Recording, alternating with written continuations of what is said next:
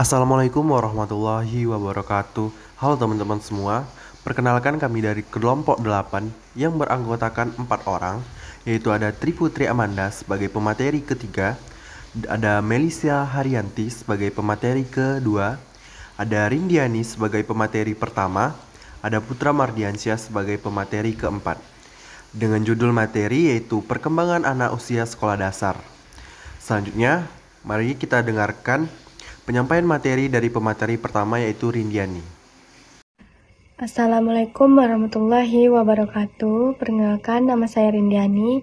Saya pemateri pertama, yaitu menjelaskan tentang 4 poin fase perkembangan anak SD. Yang pertama ada perkembangan fisik. Manusia terdiri dari fisik dan fisikis. Fisik merupakan tempat berkembangnya berbagai perkembangan dalam diri manusia. Di dalam fisik selalu terjadi perkembangan kognitif, sosial, moral, agama, dan bahasa. Fisik manusia berkembang dalam berbagai tahap, yaitu dimulai dari masa anak-anak, remaja, dewasa, dan usia lanjut.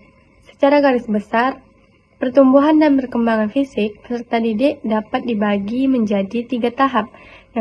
Yang pertama ada setelah lahir hingga usia 3 tahun.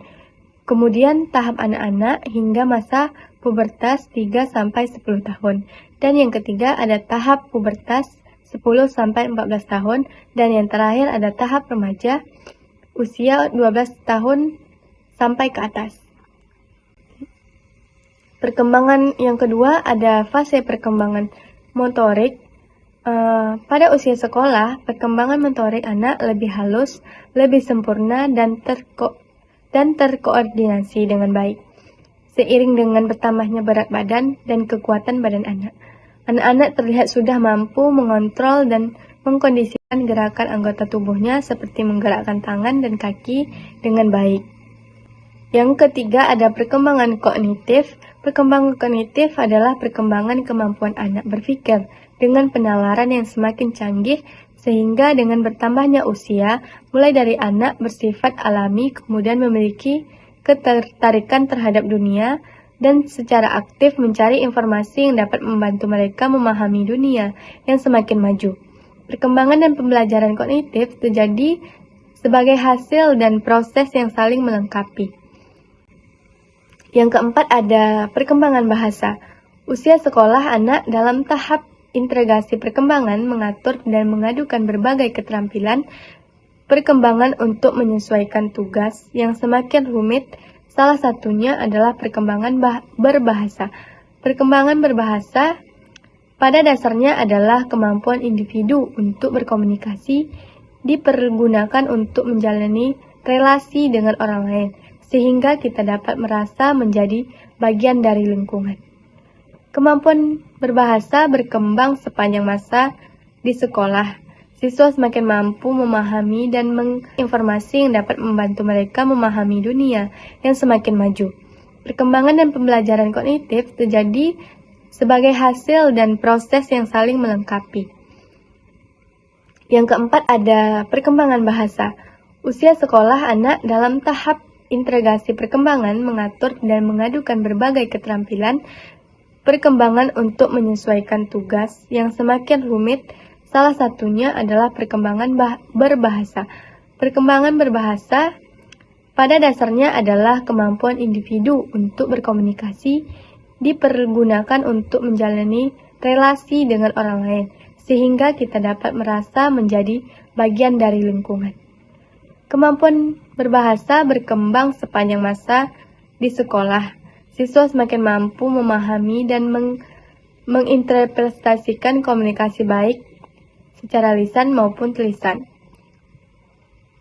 Semakin besar anak tumbuh dan berkembang, kemampuan berbahasanya mulai berkembang dari tingkat yang sangat sederhana menuju yang komplit. Perkembangan bahasa dipengaruhi oleh lingkungan karena bahasa pada dasarnya merupakan hasil belajar dari lingkungan. Baiklah, hanya itu yang dapat saya sampaikan. Selanjutnya akan disampaikan oleh pemateri kedua. Lebih dan kurang saya mohon maaf. Wabillahi taufiq wal hidayah. Wassalamualaikum warahmatullahi wabarakatuh. Assalamualaikum warahmatullahi wabarakatuh. Perkenalkan, nama saya Menisa Haryanti dengan NIM 2205113622. Perkembangan selanjutnya yaitu ada perkembangan moral dan keagamaan. Aspek moral dan keagamaan juga sudah berkembang sejak anak masih kecil. Peranan, lingkungan terutama lingkungan keluarga sangat dominan bagi perkembangan aspek ini. Pada mulanya, anak melakukan perbuatan bermoral atau keagamaan karena meniru, baru kemudian menjadi perbuatan atas prakarsa sendiri. Perbuatan prakarsa sendiri pun pada mulanya dilakukan karena adanya kontrol atau pengawasan dari luar.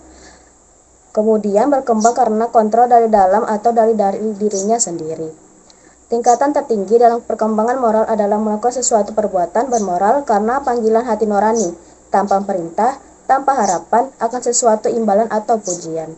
Secara potensial, tingkatan moral ini dapat dicapai oleh individu pada akhir masa remaja, tetapi faktor-faktor dalam diri dan lingkungan individu anak sangat berpengaruh terhadap pencapaiannya. Selanjutnya, ada tugas perkembangan pada perkembangan anak usia sekolah dasar.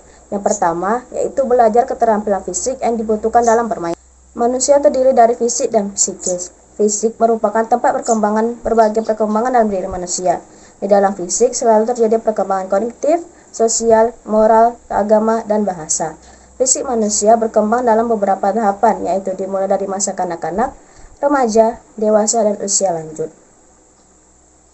Aktivitas fisik yang dapat dilakukan yaitu dalam bentuk permainan yang kadang-kadang bersifat informal.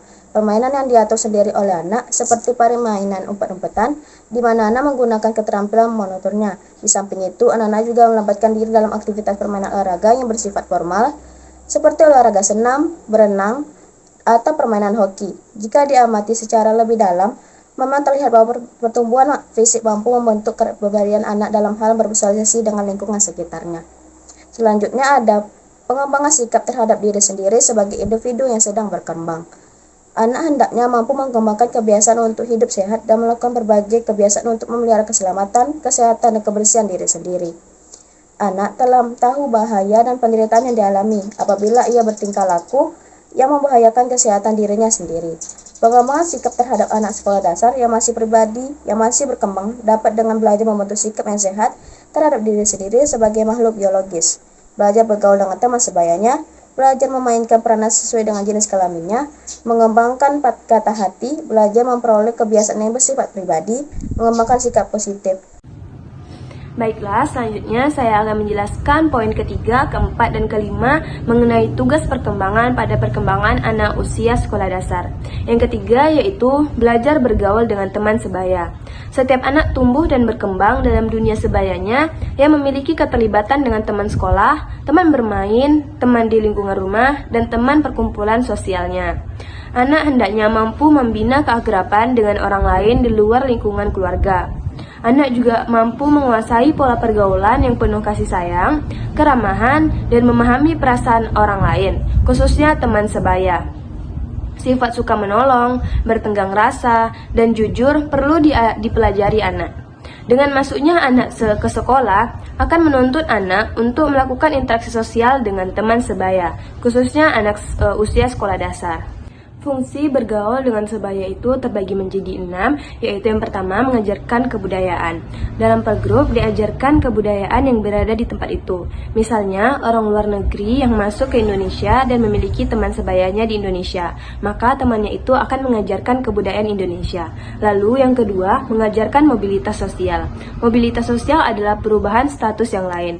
Misalnya ada kelas menengah dan kelas rendah atau tingkat sosial. Nah, dengan adanya kelas rendah pindah ke kelas menengah, maka dinamakan mobilitas sosial. Seorang anak akan senang apabila masuk ke dalam kelompok teman sebaya yang memiliki status sosial tinggi, maka status mereka juga akan meningkat. Yang ketiga yaitu membantu peranan sosial yang baru. Teman sebaya memberikan kesempatan bagi anggotanya untuk mengisi peranan sosial yang baru. Misalnya, anak yang belajar untuk menjadi pemimpin yang baik dan sebagainya. Yang keempat yaitu teman sebaya sebagai sumber informasi bagi orang tua dan guru, bahkan untuk masyarakat. Teman sebaya di sekolah bisa sebagai sumber informasi bagi orang tua dan guru tentang hubungan sosial individu, dan seseorang yang berprestasi baik dapat dibandingkan dengan temannya. Lalu yang kelima, teman sebaya mengajarkan moral ke orang dewasa. Teman sebaya bersikap dan bertingkah laku seperti orang dewasa. Untuk mempersiapkan diri menjadi orang dewasa, mereka belajar memperoleh kemantapan sosial. Dan yang terakhir yaitu, dalam teman sebaya, individu dapat mencapai kebebasan sendiri. Kebebasan di sini diartikan sebagai kebebasan untuk berpendapat, bertindak, atau menemukan identitas diri. Cara yang dapat dilakukan agar mudah bergaul dengan teman sebaya yaitu kita dapat menerima diri sendiri, berteman dengan niat yang baik, murah senyum, menjadi pendengar yang baik, jujur, tidak egois, memiliki rasa humor, membantu teman yang sedang dalam kesusahan, jangan mudah tersinggung, dapat belajar mencari dan memulai obrolan. Yang keempat yaitu mulai mengembangkan peran sesuai dengan jenis kelamin secara tepat. Peran gender adalah seperangkat harapan menggambarkan bagaimana laki-laki dan perempuan seharusnya berpikir, bertindak, dan merasa. Pada usia 9 dan 10 tahun, anak sudah mulai menyadari peranan sesuai dengan jenis kelaminnya. Anak wanita menampilkan tingkah lakunya sesuai dengan yang diharapkan masyarakat sebagai wanita, demikian juga dengan anak laki-laki. Pada masa ini, anak sudah menunjukkan ketertarikan terhadap sesuatu sesuai dengan jenis kelamin yang mereka miliki. Misalnya, anak perempuan diberi reinforcement positif untuk bermain boneka, berdandan, menari, membantu pekerjaan rumah tangga, dan menunjukkan ketergantungan. Sedangkan anak laki-laki diberi reinforcement positif jika menunjukkan permainan balok, bola, dan aktivitas motorik kasar seperti berlari, melompat, dan sebagainya. Yang kelima yaitu mengembangkan keterampilan dasar untuk membaca, menulis, dan berhitung. Kemampuan dasar yang harus dimiliki terdidik pada tingkat SD adalah membaca, menulis, dan berhitung, dan biasanya disebut dengan calistung. 3 kemampuan dasar tersebut sangat menentukan kelancaran untuk dalam mengikuti pembelajaran di kelas.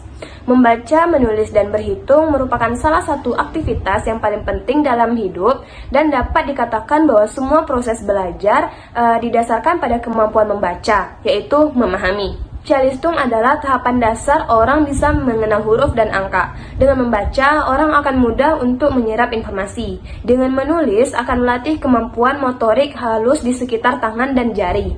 Dan dengan berhitung, akan meningkatkan kemampuan otak dalam mengolah informasi. Masa ini, anak SD sudah mampu untuk membaca dasar, menulis, dan berhitung. Karena perkembangan intelektual dan biologis sudah matang untuk bersekolah, maka anak telah mampu belajar di sekolah. Anak dapat belajar membaca, menulis, berhitung karena kemampuan berpikirnya yang memungkinkan memahami konsep-konsep dan simbol-simbol. Assalamualaikum warahmatullahi wabarakatuh. Perkenalkan, saya Putra Mardiansyah. Di sini saya akan melanjutkan penjelasan dari Triputri Amanda. Lanjut poin yang ke-6 yaitu pengembangan konsep yang dibutuhkan dalam kehidupan anak. Siswa sekolah dasar lebih mudah menerima pemahaman orang dewasa ketika disampaikan dengan bahasa yang lebih sederhana. Misalnya, jika orang tua ingin menyampaikan bahwa kegiatan mencuri itu adalah perbuatan yang memalukan, komunikasi dapat dilakukan melalui cerita untuk memudahkan penerimaan atau pemahaman anak tersebut. Seperti dongeng pada kancil mencuri timun. Lanjut poin yang ke-7 yaitu pengembangan moral, nilai, dan kata hati. Moral dalam artian sebagai seperangkat gagasan, nilai, ajaran, prinsip atau standar. Namun, secara konkret, sering juga berarti moralitas, sudah berupa tingkah laku, perbuatan, sikap atau watak berdasarkan ajaran itu. Nilai, prinsip, atau standar. Pendidikan moral ditujukan untuk rakyat belajar menjadi manusia yang lebih bermoral. Nah, contohnya, suka membantu sesama, bertanggung jawab, dan lain-lain. Lanjut poin yang ke-8 yaitu mengembangkan sikap terhadap kelompok dan lembaga-lembaga sosial. anak harus memiliki sikap positif terhadap kelompok sosial dan institusi sosial. Karena itu merupakan dasar bagi pengembangan sikap demokratif. Misalnya belajar menghargai teman, sebaya di kelas, bahkan di masyarakat. Sekian penjelasan dari saya. Assalamualaikum warahmatullahi wabarakatuh. Baiklah, mungkin itu saja penyampaian materi dari kelompok 8 mengenai perkembangan anak usia sekolah dasar. Kami akhiri dengan quotes kami yaitu, manusia terindah adalah mereka yang khawatir omongannya melukai hati orang lain. Terima kasih. Assalamualaikum warahmatullahi wabarakatuh. Sampai jumpa.